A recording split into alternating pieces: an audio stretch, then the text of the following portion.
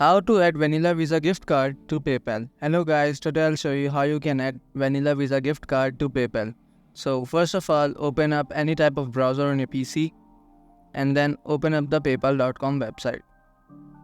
After opening the website, simply log in using your account. Once you are logged in, you'll be redirected to your account's homepage. From the homepage, simply navigate to the Pay and Get Paid tab at the top of your screen. Once you hover your mouse over it, you will be able to see wallet options like bank accounts and cards. Simply click on it.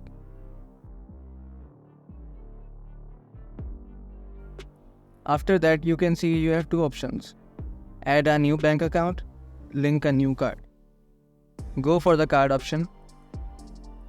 Once you're in that, simply you'll have to enter your card credentials like card number, card type, expiry date, security code, and billing address. After entering your card credentials correctly, simply click on Link Card button at the bottom of your screen and that's it. That's how you can add Vanilla Visa gift card to PayPal. Thanks.